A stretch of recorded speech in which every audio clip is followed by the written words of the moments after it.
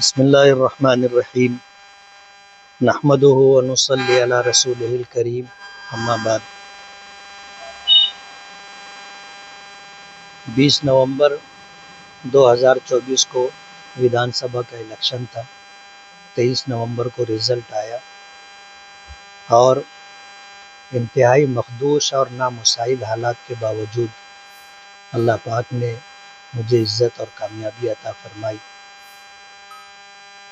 मालेगांव में जिस तरह 1999 में शेख रशीद साहब मरहूम जीते थे तो निहाल साहब ने उनके खिलाफ पिटीशन दायर की थी। 2009 में मैं इलेक्शन जीता तो मरहूम शेख रशीद साहब ने मेरे खिलाफ पिटीशन दायर की थी। उसके बाद 2014 का इलेक्शन लड़ा गया, मैं हार गया था तो मैंने किसी के खिलाफ पिटीशन दायर नहीं की थी। 2019 का इलेक्शन हुआ, इलेक्शन मैंने जीता। उस वक्त आसिफ शेख रशीद साहब ने पिटीशन दायर की। तो मालेगांव में जो इस तरह माजी में पिटीशन दायर की गई उसका क्या नतीजा रहा आपको भी मालूम है, पूरे शहर के लोगों को पता है। आम तौर पर इस तरह की जो पिटीशन होती है या तो 5 साल का पूरा अरसा गुजर जाता है या तो वो पिटीशन खारिज हो जाती है। कोर्ट का रुख जीतने वाले उम्मीदवार की तरफ होता है कि इसे पब्लिक ने चुन करके दिया है। हारने वाला जो कुछ इल्ज़ामात लगाता है उन इल्ज़ामात को कोर्ट उतनी अहमियत नहीं देती। आज मुल्क में जिस तरह के हालात चल रहे हैं कि कुछ फ़िरका परस्त पार्टियां धड़ल्ले से मज़हब का सहारा लेकर के इलेक्शन लड़ रही हैं और उनके खिलाफ निचली कोर्ट से लेकर के सुप्रीम कोर्ट तक कोई फैसला उनके खिलाफ आता नहीं। मई 2024 में लोकसभा का इलेक्शन हुआ था। बीजेपी के उम्मीदवार डॉक्टर सुभाष भामरे ने शोभाताई बच्चाओं के खिलाफ पिटीशन दायर की थी। आपको पता है पिछले दिनों वो petition Aurangabad bench high court से खारिज हो गई। कल हाई कोर्ट में मेरी पिटीशन की तारीख थी, पिटीशन दायर की गई थी। मैंने अभी तक उसका जवाब दाखिल नहीं किया था। जवाब दाखिल ना करने की वजह से सामने वाले बहुत ज़्यादा कश्मकश में थे कि ये तो जवाब भी दाखिल नहीं कर रहे, और मैं हर तारीख पर कोई छोटे मोटे वकील को खड़ा करके अपनी बात कोर्ट के सामने रख देता था। अब इस तारीख को मैंने कोर्ट में अपना जवाब सबमिट किया है और मैंने बम्बई हाई कोर्ट में पहला जो वकील खड़ा किया था उस वकील की दियानतदारी अमानतदारी की बात है कि उसने मुलाकात करके ये पैगाम दिया कि जिस आदमी ने आपके ख़िलाफ़ पिटीशन दायर की है उनके लोगों ने आकर के मुझसे मुलाकात की और मुझे पेशकश की कि आप ऐसा करो, आप वैसा करो, लेकिन मैं अपने पेशे से बददियानती नहीं कर सकता। मेरी आपसे ये रिक्वेस्ट है कि आप मेरे ज़रिए से ये काम ना करें, कोई और वकील आप तय कर लें। तो मुझे अंदाज़ा हुआ कि अगर हम लोग महाराष्ट्र के किसी वकील को आगे करते हैं तो ये अंदेशा फिर भी बाकी रहेगा। हर वकील ऐसा अमानतदार दियानतदार अपने को मिल जाए ज़रूरी नहीं है, पैसे में ताकत बहुत होती है। और पिछले दिनों ये खबर मिली थी कि हमारे आसिफ शेख रशीद साहब अजीत दादा पवार के पास गए थे और उनसे ये कहा था कि मैंने पिटीशन दायर की है, जज को मैनेज करने का है। तो अजीत दादा पवार ने उनको जो जवाब दिया तो वहाँ जो लोग मौजूद थे उनमें से एक आदमी ने मुझे ये बात बताई कि दादा ने कहा कि वो मौलाना के पास पैसा नहीं था, उसके बाद भी वो इलेक्शन जीत गया, हॉस्पिटलाइज था, उसके बाद भी इलेक्शन जीत गया। तुम आए हो बोलते हो कि जज को मैनेज करो। बोले जज अगर मैनेज होते तो इस तरह का मामला क्या पेंडिंग रहता क्या? जाओ बोले अपना काम करो। तो ये हुआ कि अब हम लोगों को इस मामले में थोड़ा सा चौकस रहना पड़ेगा। तो उनकी पिटीशन की जो फाइल थी, वो फाइल मैंने सुप्रीम कोर्ट के एक वकील को कुछ साथियों के मशवरे के साथ दी। तो शादान फरासत ये कपिल सिब्बल के ग्रुप का एक अच्छा वकील है और सीनियर है, आज सीनियर काउंसिल है। उसको काफ़ी सालों का तजुर्बा है कपिल सिब्बल के साथ ग्रुप में रहकर काम करने का। उनकी जो एसोसिएशन है, तो जमीयत के कुछ जिम्मेदारान ने और इसी तरह दिल्ली में जो अपने जानने वाले लोग हैं कोर्ट कचहरी के, उन्होंने ये नाम सुझाया था कि आप जो है इनको वकील करो। तो उनसे हमने बात की, पिटीशन की कॉपी दी। तो उन्होंने कहा पिटीशन देख करके कि इसमें जितने भी पॉइंट्स हैं किसी में जान नहीं है, दम नहीं है, सिर्फ मज़हब के ताल्लुक से जो बात है उस ताल्लुक से थोड़ा सा इस पे आर्गूमेंट करना पड़ेगा, और वो भी आपकी किसी तकरीर में नहीं, आपके स्टेज पर जो लोग रहे हैं उनमें से 2-4 लोगों ने इस तरह की बात की है जिसका पिटीशन में तस्करा है। तो आपकी बात नहीं है, इसलिए आपके लिए कोई अंदेशा नहीं। सामने वाले के मुतालिक जब उन्होंने मालूमात ली तो मैंने बताया कि उनकी पार्टी है, और उस पार्टी के नाम के ताल्लुक से जब मैंने उनको बताया कि उसका नाम इस्लाम है, शॉर्ट फॉर्म जो है इस्लाम है, और इस ताल्लुक से उनकी तकरीरों में इसके ऊपर काफ़ी ज़ोर दिया गया है कि पार्टी का नाम इस्लाम है और अब इस्लाम की इज़्ज़त आपके हाथ में है, इस तरह की बात की गई है। तो उन्होंने कहा कि केस तो बहुत इंटरेस्टेड है, आप उनकी सारी तकरीरें मुझे ला कर के दो, ख़ास तौर पर इस्लाम को ले करके, पार्टी के नाम को ले करके जो उनके भाषण में है वो वीडियो आप प्रोवाइड करो। तो मैंने कहा कि जैसे वो तो हार गए हैं, आप ये सारी चीज़ें ले करके क्या करोगे? तो कहने लगे वो हार तो गए हैं, लेकिन अगर इसके ऊपर सही मानों में केस लड़ा गया तो वो डिस्क्वालीफाई हो सकते हैं और आइंदा इलेक्शन नहीं लड़ सकते। इसलिए आप जो है उनकी तकरीरों का ऐसा हिस्सा वीडियो की शक्ल में जो है वो मुझे ला कर के दो। तो अपने को भी केस में थोड़ा इंटरेस्ट हो गया कि अब अपने को केस लड़ना चाहिए, ताकत के साथ लड़ना चाहिए। तो उनको हम लाए थे और जवाब हमने सबमिट किया है, और जवाब सबमिट करने के बाद कुछ बातें थी और मेरे ख्याल से 1 या 1.5 मिनट कोर्ट में आर्गूमेंट हुआ।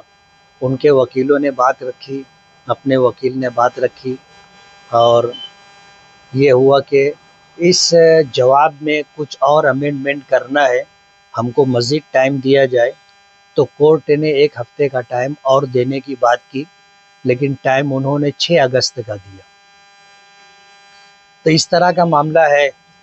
लेकिन यहाँ आने के बाद मालूम हुआ कि बहुत ज़्यादा बगल बजाई गई है और लोगों को, शायद मालेगांव के लोगों को बेवकूफ़ समझा गया कि बस कोर्ट में हम गए 1 तारीख़ और 2 तारीख़ में फ़ैसला हो जाएगा। तो मैं ये बताना चाहता हूँ ख़ास तौर पर हमारे हमदर्दों और खैरख़्वाहों को कि आप लोगों को परेशान होने की ज़रूरत नहीं है। इंशाअल्लाह फ़ैसला हमारे हक़ में आएगा, और कोर्ट में मामलात इस तरह के चट मंगनी पट बिया नहीं होते। केसेस सालहा साल चलते हैं, और ये वकील की खूबी होती है कि केस अगर अपने ख़िलाफ़ जाने वाला हो तो उसको 5 साल खींच करके चलते हैं तो टर्म पूरा हो जाता, केस खुद ब खुद ख़त्म हो जाता। नहीं तो जो पिटीशन होती है अगर उसमें दम नहीं होता है तो वो पिटीशन खारिज कर दी जाती है। तो इस मामले के अंदर ऐसा कुछ भी होने वाला नहीं है। अभी तो जवाब दाखिल हुआ है, जवाब में मज़ीद हम जो है काउंटर फाइल करने वाले हैं। उसके बाद फिर कोर्ट में जिस तरह मामलात होते हैं कि इन पिटीशनों को देख कर के इशूज़ तय किए जाएंगे, पॉइंट तय किए जाएंगे, और फिर उसके ऊपर आर्गूमेंट होगा, बहस होगी, सवाल होगा, जवाब होगा, गवाहों की पेशी होगी, ये सारे मामलात होंगे। तो अपने हमदर्दों और खैरख़्वाहों को मैं ये बताना चाहता हूँ कि आप लोग जो है परेशान ना हो, और जिस तरह आपको बताया जा रहा है कि बस इस तारीख को हमारे हक़ में फ़ैसला आ जाएगा, ऐसी कोई बात नहीं है। और जब ये विधानसभा इलेक्शन का रिज़ल्ट आया था, तो बाकायदा ये बात सामने से कही गई थी कि 3 महीना 4 महीने के बाद फिर इलेक्शन होगा। आज नवंबर में रिज़ल्ट आया था, 7वां महीना 8वां महीना चल रहा है। 3-4 महीने की जो बात थी वो तो हवा हवाई हो गई, और इस तरह कोर्ट के मामले में जो बयानबाजी की जा रही है, ये तमाम बयानबाजी इंशाअल्लाह हवा हवाई हो जाएगी, और हम ये केस पूरी ताकत के साथ लड़ेंगे। इसीलिए सुप्रीम कोर्ट के सीनियर काउंसिल को हमने लगाया है। केस का फ़ैसला जो भी हो, उनके भाषण में ख़ास तौर पर इस्लाम इस्लाम इस्लाम ले करके जो बात की गई है, इससे वो डिफ़ॉल्टर हो सकते हैं, डिस्क्वालीफाई हो सकते हैं। और अगर ऐसा हो गया तो आइंदा आने वाला इलेक्शन शेख आसिफ साहब नहीं लड़ सकेंगे।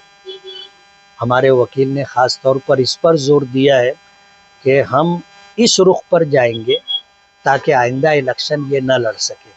बाकी रही पिटीशन में जो बात है, इंशाअल्लाह केस का फ़ैसला हमारे हक़ में होगा, और इंशाअल्लाह 5 साल हम बाआफ़ियत पूरा करेंगे। इसका दूसरा मतलब ये भी हो सकता है कि पिटीशन के अंदर जो बातें हैं, जो आपकी कमजोरी है, उससे आप डर गए और इसलिए सुप्रीम कोर्ट का वकील आपने लगाया। इस तरह की बातें भी अपोजिशन की तरफ से आ रही है।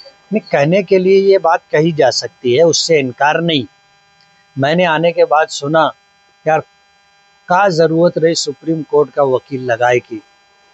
तो सुप्रीम कोर्ट का वकील मैंने इसलिए लगाया कि जब हमने जो पहला वकील लगाया था, उस वकील को ख़रीदने की कोशिश की गई थी, तो ये हुआ कि अपने को ये रिस्क नहीं लेना चाहिए। ऐसा वकील जो महाराष्ट्र से बाहर का हो और नामवर वकील हो, उसको अपने पेशे से अमानतदारी, दियानतदारी, और उसको ये लगे कि मेरा फ्यूचर ख़राब ना हो अगर मेरे ऊपर इस तरह का इल्ज़ाम आया कि मैं इस मामले में जो है कंप्रोमाइज़ कर लिया हूँ, तो मेरी जो है मुस्तकबिल में जो मेरी कारकर्दगी है वो मुतासिर हो सकती है। इसलिए हमने ऐसा वकील लगाया है जिसको ख़रीदा जाना मुश्किल हो। आसिफ शेख के अलावा दूसरी पार्टियों के लोगों ने भी पिटीशन दायर की नहीं, एक पिटीशन है जो शेख आसिफ साहब ने दाखिल की है, लेकिन उसमें तमाम जितने उम्मीदवार थे सबको पार्टी बनाया गया है। तो उसमें कुछ लोगों ने जवाब दाखिल किया है, और शान हिंद साहिबा ने जवाब दाखिल किया।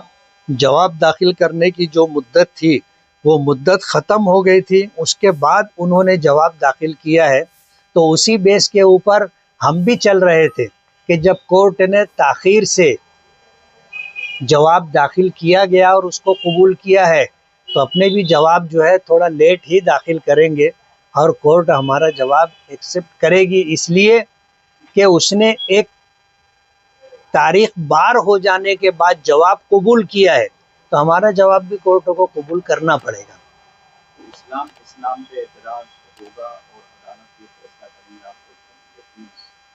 हमारे वकील ने जो बात कही है कि इन्होंने जो है मज़हब की बुनियाद पर ख़ास तौर पर पिटीशन दाखिल की है, और यही इशू 1 नंबर पर है, ये पॉइंट 1 नंबर पर है।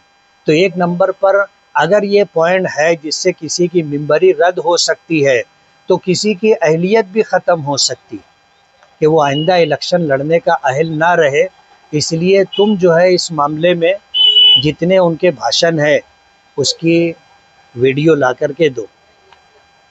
मैं चाहता हूँ कि अपने जितने हमदर्द और बेख्वाह हैं वो इत्मीनान रखें, और आसिफ शेख रशीद साहब की ऐसी वीडियो जिसमें उन्होंने मज़हब इस्लाम के ताल्लुक़ से बात की है, उसका सहारा लिया है, ऐसी वीडियो ला कर के हमें दें ताकि हम उस पर केस लड़ने में उससे मदद ले सकें।